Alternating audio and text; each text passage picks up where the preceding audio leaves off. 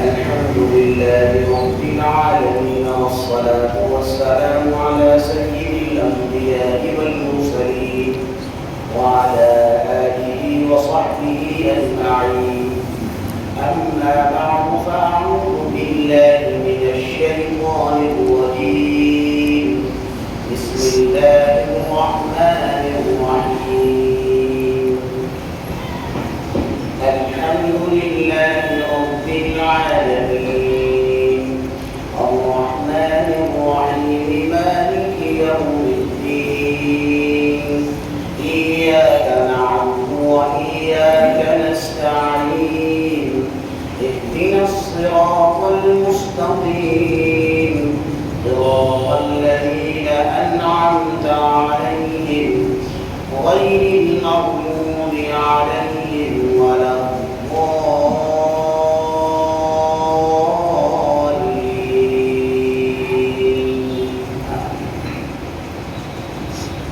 وقال رسول الله صلى الله تعالى عليه وآله وسلم: من كان له إمام فقراءة الإمام له قراءة، أو كما قال عليه الصلاة والسلام. محترم بزرگوں، دوستوں، بھائیوں، میں نے جو سورت آپ کے سامنے پڑھی ہے، یہ سورت تو بہت ہی مشہور سورت ہے اور میرے خیال میں ہر آدمی کو یہ سورت یاد ہوگی. جس کو یہی سورت یاد نہ ہو اس کا مطلب اس کو کچھ یاد نہیں. بڑی اہم اور بڑی مبارک سورت ہے. اللہ تعالیٰ نے اپنے سے مانگنے کا طریقہ سکھایا ہے. پہلے پڑھتے ہیں الحمدللہ رب العالمین. تمام تعریفیں اس اللہ کے لیے جو سارے جہان کا پالنہار. تو اللہ تبارک و تعالی سب کو پالتا ہے، سب کا پالنہار. یہ اللہ تعالیٰ کی تعریف ہے، اللہ تعالیٰ کی بڑائی ہے. آگے فرمایا الرحمن الرحیم، وہ بڑا مہربان نہایت رحم والا ہے. یہ بھی اللہ تعالیٰ کی تعریف. اور اللہ تعالیٰ کی اتنی عظیم الشان تعریف ہے کہ جو اللہ تعالیٰ خود پسند فرماتے ہیں. کیا مطلب؟ دنیا میں اگر رحم ملنا ہے تو اللہ تعالیٰ سے ملے گا. امن، سکون اور اطمینان ملنا ہے تو اللہ تعالیٰ ہی سے ملے گا. مالک یوم الدین، قیامت کے دن کا مالک. دنیا کا تو مالک ہے ہی. دنیا میں تو بڑے بڑے مالک نظر آتے ہیں. ہر ذمہ دار اپنے آپ کو مالک کہتا اور سمجھتا ہے. لیکن قیامت کا مالک کون ہے؟ اس دن کا مالک اللہ تعالیٰ ہے. یہ 3 آیتیں شروع میں اللہ تعالیٰ کی تعریف کی. آگے اپنی عاجزی کو بیان کرتا ہے. ایاک نعبد و ایاک نستعین، پروردگار آپ ہی کی عبادت کرتے ہیں، آپ کے علاوہ کوئی در ہے ہی نہیں. در تو آپ ہی کا ہے، عبادت آپ ہی کی کرتے ہیں. وَإِيَّاكَ نَسْتَعِينُ، اور حاجت بھی آپ ہی سے طلب کرتے ہیں، مدد بھی آپ ہی سے مانگتے ہیں. اپنی ضرورت کو پورا کرنا یہ آپ ہی سے مانگتے ہیں. آپ کے علاوہ کوئی پورا ہی نہیں کر سکتا. اپنی عاجزی کا اظہار ہو. اب آگے اللہ تعالیٰ نے وہ جو اصل مانگنا ہے وہ سکھایا. کیا؟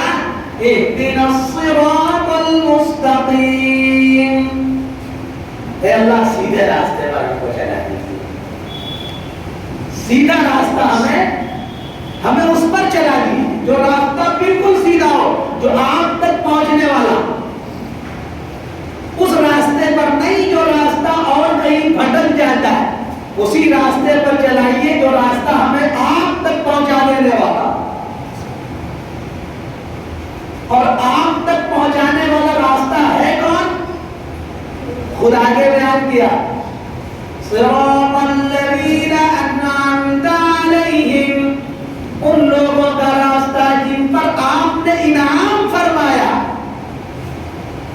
جن پر آپ نے انعام فرمایا، جن پر آپ کی نعمتیں موسلادھار برستی رہتی،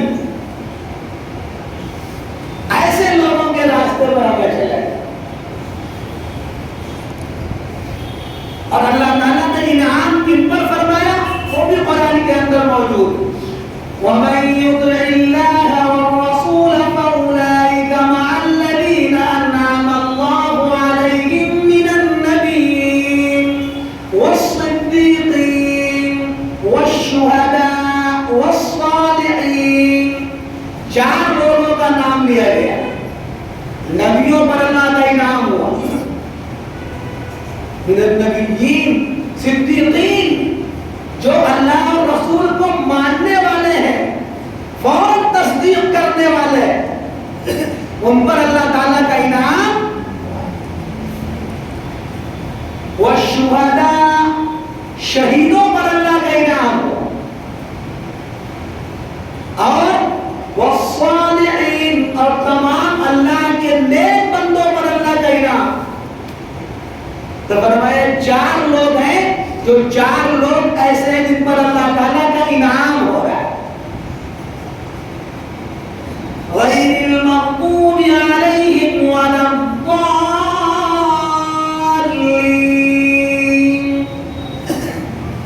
پروردگار جن کا راستہ اچھا ہے، جن کا راستہ آپ نے پسند کیا، ان کے راستے پر چلائیے، گمراہوں کے راستے پر نہ چلائیے۔ دعا میں غیر المغضوب علیہم، ان لوگوں کے راستے پر نہ چلائیے جن پر آپ کا غصہ نازل ہوا، ولا الضالین، اور نہ گمراہوں کے راستے پر چلائیے، کسی کے راستے پر ہمیں نہیں چلنا، ہمیں تو صرف اس راستے پر چلائیے جن سے آپ راضی ہو۔ اب ہمیں کیا کہتے ہیں؟ آمین۔ آمین کا مطلب اے اللہ ہماری دعا قبول فرما لیجیے، اللہم استجب دعاءنا، اللہم لا تخیب رجاءنا، اے اللہ ہماری دعا کو قبول کر لیجیے، ہماری امیدوں کو ناکام نہ بنائیے۔ یہ آمین کا مطلب۔ اب یہ سورہ فاتحہ پڑھی گئی، یہ ایک درخواست ہے، یہ اللہ کی بارگاہ میں ایک درخواست پیش کر رہا ہے، پروردگار صراط مستقیم، یہی سب سے اہم چیز جنت میں جانے کے لیے، اس کے علاوہ اور ہے کیا؟ بھائی دنیا کا مال، دنیا کی دولت، دنیا کی چیزیں چھوٹ جائے گی، لیکن صراط مستقیم سیدھا راستہ اگر مل گیا تو دنیا میں بھی کامیاب، وہاں تو کامیاب ہے ہی، اور کامیابی کیا ہے؟ جنت اللہ آپ کی رضا۔ یہ اخیر میں آمین کہتے ہیں۔ اب یہاں ایک بہت بڑا مسئلہ آتا ہے، اتنی اہم قرآن کی صورت ہے کہ حدیث شریف میں آتا ہے اس کے بغیر تو نماز ہی نہیں ہوتی، آپ جانتے ہی ہیں، اس کے بغیر نماز نہیں ہوتی، لیکن کن کی نماز نہیں ہوتی؟ جو آدمی امام ہو، جو آدمی اکیلے نماز پڑھتا اس کی نماز نہیں ہوتی، اور جو مقتدی ہے ان کی نماز امام کے پیچھے ہو جاتی۔ مقتدیوں کو امام کے پیچھے کچھ نہیں پڑھنا، خاموش رہنا، بالکل خاموش رہنا، ان کی نماز امام کے پیچھے ہو جائے۔ حدیث شریف کا تو بہت دلائل ہے، مجھے حدیث شریف یاد ہے، ایک مرتبہ حضور اکرم صلی اللہ علیہ وآلہ وسلم نماز پڑھا رہے تو کوئی صحابی، ظاہر سی بات ہے نئے لوگ بھی ایمان لاتے تھے، پرانے جو مچے ہوئے لوگ ہوتے تھے بہت سے لوگ نئے نئے بھی ایمان میں آتے تھے، نہیں پتا کوئی پیچھے پڑھنے لگا، آپ کے دل پر اس کا احساس ہو، اللہ کے نبی صلی اللہ علیہ وسلم کا دل بڑا پاک صاف، بڑا پاکیزہ دل تھا، اتنا پاکیزہ دل تھا۔ حدیث شریف میں آتا ہے کہ ایک روایت میں آپ نے فرمایا کیا بات ہے بھائی، لوگ اچھی طرح طہارت کر کے نہیں آتے ہمارے پیچھے نماز پڑھنے، اتنا پاکیزہ دل، یعنی اگر پیچھے کوئی صحیح وضو کر کے نہ آئے تو نبی کے قلب پر اس کا احساس ہو، اس کا اثر پڑتا، ایسا پاکیزہ دل نبی ہے۔ تو اللہ کے نبی صلی اللہ علیہ وآلہ وسلم نے صحابہ سے پوچھا نماز آپ پڑھا رہے تھے؟ فَسَقُلَتْ عَلَيْهِمُ الْقِرَاءَ، نبی پاک صلی اللہ علیہ وآلہ وسلم کے قلب اطہر پر اثر ہوا اور قرآن آپ بھولنے لگے، قرآن میں گڑبڑی ہونے لگی۔ حدیث شریف ہے فَسَقُلَتْ عَلَيْهِمُ الْقِرَاءَ، قرآن بوجھل ہونے لگی۔ آپ نے سلام پھیرا تو فرمایا هل قرأ معي منكم أحد آنفا، کیا ابھی ہمارے پیچھے کسی نے کچھ پڑھا ہے کیا؟ تو صحابہ تو ظاہر سی بات ہے بڑے پاک باز تھے، بڑے سچے، صحابہ سے بڑا سچا کون سا؟ ہمارے یہاں تو آدمی ہر موقع پہ جھوٹ بول دیتا، تو صحابہ میں سے روایتوں میں آتا ہے، ابو داؤد شریف کی روایت میں قال رجل نعم یا رسول اللہ، ایک آدمی نے کہا، قال رجل کا لفظ ہے ایک آدمی نے کہا نعم یا رسول اللہ، ہاں، یعنی جو پڑھ رہے تھے وہ اللہ کے نبی کی اجازت سے نہیں پڑھے، ورنہ پوچھنے کا مطلب ہی کیا ہوتا، اللہ کے نبی کی اجازت نہیں تھی کہ پڑھو ہمارے پیچھے، تو آپ نے پوچھا تو کیا کہا نعم یا رسول اللہ، ہاں۔ اب جب آپ نے فرمایا کہ بھائی قرآن مجھے بھاری ہو گئی تم پیچھے پڑھ رہے ہو، تو آپ نے فرمایا فلا تفعلوا، نہیں میرے پیچھے نہیں پڑھنا، بہت صاف روایت۔ اور آگے حضرت ابو ہریرہ فرماتے ہیں فانتهى الناس عن القراءة، لوگ اس کے بعد بالکل قراءت سے رک گئے، جو نہیں جان کر پڑھتے بھی تھے وہ بالکل رک گئے، بالکل امام کے پیچھے خاموش۔ ابو داؤد کے اندر بھی روایت ہے حدیث نمبر 828، ترمذی کے اندر بھی روایت ہے حدیث نمبر 312، ابن ماجہ میں بھی روایت ہے حدیث نمبر 849، سنن نسائی میں بھی روایت ہے حدیث نمبر 918، سب میں یہی لفظ ہے فانتهى الناس عن القراءة، لوگ قراءت سے بالکل رک گئے۔ جب انہوں نے اللہ کے نبی سے بات سنی کہ نبی کے قلب پر اس کا اثر پڑا، سب رک گئے۔ فانتهى الناس عن القراءة، چار کتابوں کا میں حوالہ ہے، بہت سے حوالے، ایک روایت تو یہ ذہن میں آتی ہے، دوسری روایت ایک اور ذہن میں ہے، ایک صحابی ہے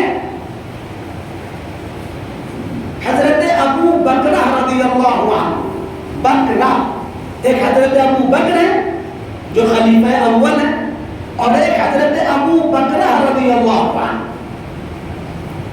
وہ نماز پڑھنے آئے تو جیسے ہی وہ آئے مسجد میں ہمارے آقا رکوع میں چلے گئے، تو وہی دروازے ہی پر رکوع میں چلے گئے، وہی دروازے ہی پر اللہ اکبر کا رکوع میں چلے گئے، اور رکوع میں آہستہ آہستہ چلتے چلتے آئے، جہاں اللہ کے نبی صلی اللہ علیہ وسلم نماز پڑھا، جہاں تک صف کی عبادت چلتے چلتے آئے، تو اب تک کی آواز بولی نا، تو ہمارے آقا نے جب سلام پھیرا تو ان سے پوچھا لوگوں سے کہ ابھی کوئی آدمی آیا، آواز ہوئی؟ صحابہ تو بہت پاک صاف تھے، سب میں نے کیا، یہ کام میں نے کیا. تو آپ نے کیا فرمایا؟ زادک اللہ حرصا ولا تعود، زادک اللہ حرصا ولا تعود، اللہ تمہارے شوق کو، تمہارے جذبات کو، تمہارے دل کی کیفیت کو، تمہاری لالچ کو اور بڑھائے. ولا تعود مگر اب ایسا نہ کرنا، نماز میں چل کر آنا کرنا، اب ایسا نہیں کرنا. یہ روایت بھی بخاری کے اندر موجود ہے، بخاری میں موجود ہے روایت، حدیث نمبر 783، ابو داؤد میں بھی ہے حدیث نمبر 606، مسند احمد کے اندر بھی ہے 20,042 نمبر کی حدیث. یہ سب کتابوں میں حدیث موجود.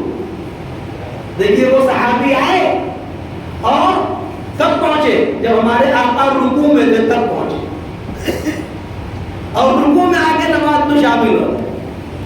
ہمارے آقا نے کیا فرمایا؟ زادک اللہ حرصا، اللہ تمہارے شوق کو اور بڑھائے.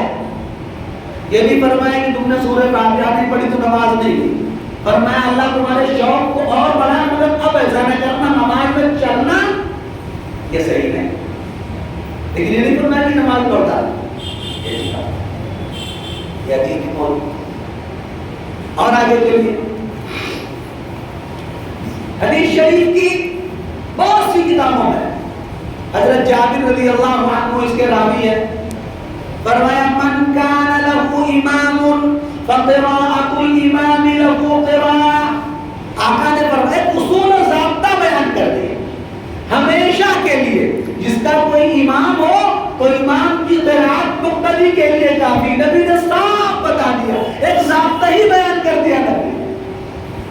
اور یہ روایت ایک دو صحابی سے نہیں، حضرت جابر، حضرت ابو ہریرہ، حضرت ابن عباس، حضرت انس ابن مالک، ان صحابہ سے یہ روایت موجود ہے.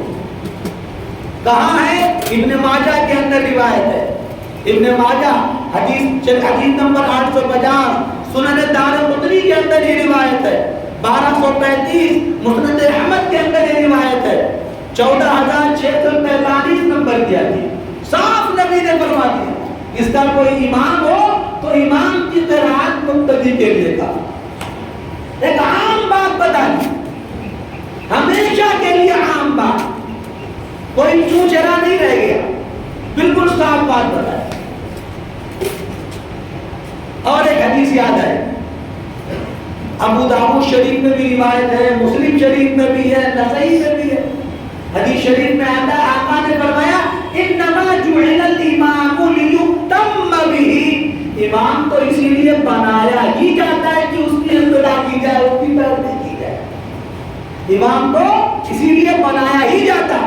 وَإِذَا كَبَّرَ فَكَبِّرُوا، جب وہ کہے اللہ اکبر تم بھی اللہ اکبر کہو. وَإِذَا قَالَ سَمِعَ اللَّهُ لِمَنْ حَمِدَهُ فَقُولُوا رَبَّنَا وَلَكَ الْحَمْدُ، جب وہ کہے سَمِعَ اللَّهُ لِمَنْ حَمِدَهُ تو کہو رَبَّنَا وَلَكَ الْحَمْدُ. وَإِذَا قَرَأَ فَأَنصِتُوا، اور جب وہ قرات کرے تو خاموش رہو. نبی نے صاف کر دیا. کہاں روایت ہے یہ روایت ابو دارقطنی کے اندر بھی ہے 1245 نمبر کی روایت، مسلم شریف میں ہے 404 نمبر کی، نسائی شریف میں ہے 921 نمبر پہ، ابن ماجہ میں ہے 846 نمبر روایت ہے. ایک اور روایت یاد ہے،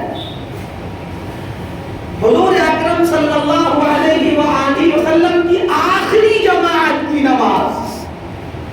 کون سی نماز؟ آخری جماعت کی نماز ہے. اس کے بعد آپ نے کوئی نماز جماعت سے نہیں پڑھا. آخری جماعت کی نماز. حدیث شریف میں آتا ہے کہ حضور صلی اللہ علیہ وسلم کی بات آپ نے کیا فرمایا؟ مروا ابا بکر فلیصلی بالناس، ابو بکر سے کہو لوگوں کو نماز پڑھائے. ابو بکر سے کہو میرا حکم لوگوں کو نماز پڑھائے. حضرت صدیق اکبر رضی اللہ عنہ نماز پڑھاتے.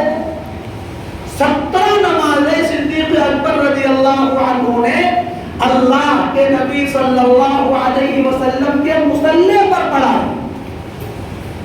17 نماز. ایک مرتبہ تھوڑا سا آپ کو افاقہ ہوا, تھوڑا سا, زیادہ نہیں. اور روایتوں میں آتا ہے کہ جب افاقہ ہوا آپ کو تو آپ نے فرمایا کہ مجھے مسجد لے جاؤ. تو صحابی نے حضرت علی رضی اللہ عنہ بھی اپنے کندھے پر آقا کا ہاتھ رکھا. نبی نے دونوں صحابہ کے کندھے پر اپنا ہاتھ رکھا. ہمارے آقا, اور حدیث شریف میں ہے وَلِجْلَاهُ, آپ کے پیر مبارک زمین میں گھسٹ ہوئے. اس طرح ہے حضرت صدیق اکبر رضی اللہ عنہ نماز شروع کر چکے تھے. وہ نماز شروع کر, نماز پڑھا ہے. اب جب آقا کو لے کے آئے حجرے سے, حضرت صدیق اکبر کو احساس ہوا کہ نبی تشریف لائے اور نبی کے بعد کون امام بن سکتا ہے, تو وہ ہٹنے لگے, تھوڑا سا رک گئے. تو آقا نے اشارہ سے پڑھا, وہ نماز پڑھا. حدیث شریف میں آتا ہے کہ دونوں صحابیوں نے حضرت نبی پاک صلی اللہ علیہ وسلم کو لا کے صدیق اکبر رضی اللہ عنہ کے تھوڑا آگے بٹھا دیا, بام طرف تھوڑا سا آگے بٹھایا. ہمارے آقا بیٹھ کر نماز پڑھا ہے اور ابو بکر صدیق رضی اللہ عنہ ہمارے آقا کی آواز پہنچا ہے.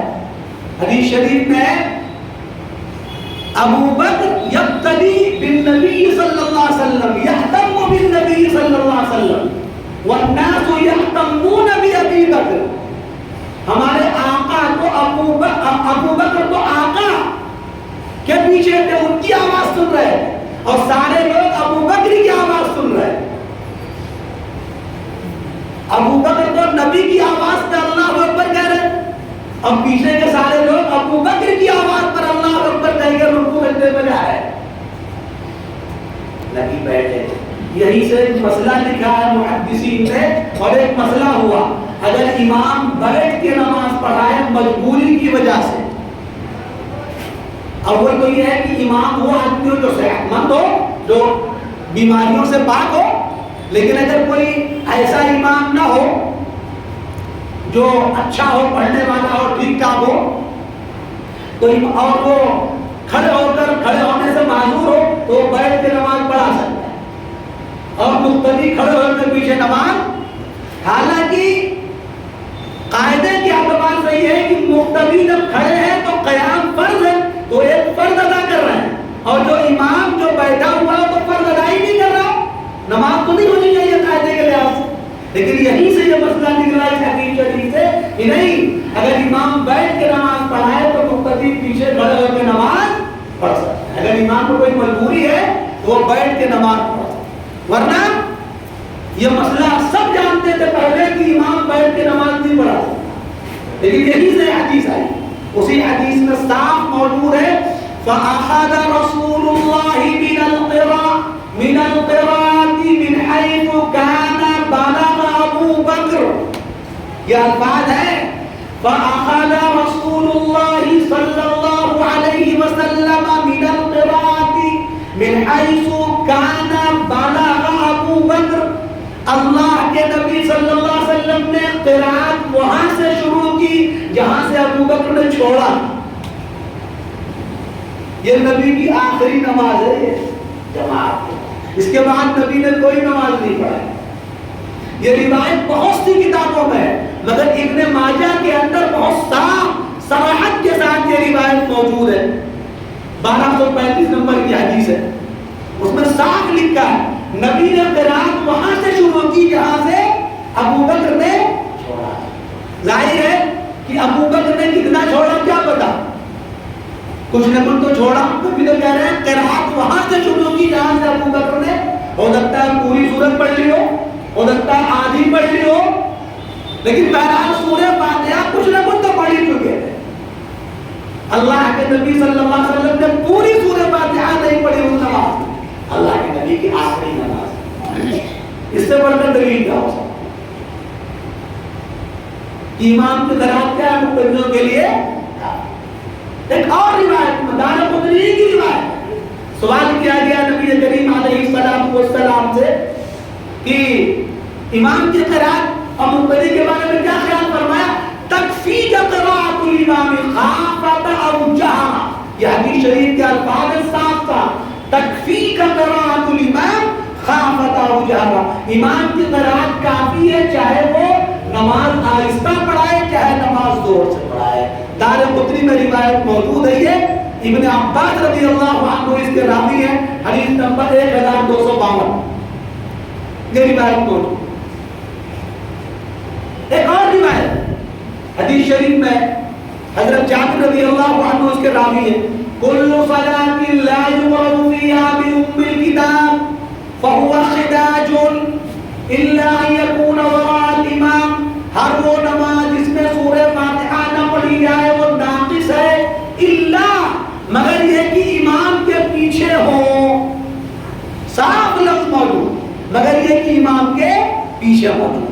ये रिवायत भी तिरमिज़ी के अंदर है, 313 नंबर की हदीस। दारक़ुतनी के अंदर भी मौजूद है, 1241 नंबर की हदीस। अब एक सवाल ये पैदा होता है कि भाई इमाम जब क़िराअत करता है तो आखिर कब क़िराअत करेगा, सूरह फातिहा कब पढ़ेगा? 3 मकाम हो सकते हैं। एक मकाम तो ये हो सकता है कि जब इमाम पढ़ रहा हो सूरह फातिहा आप भी पढ़ें, इमाम के साथ पढ़ें।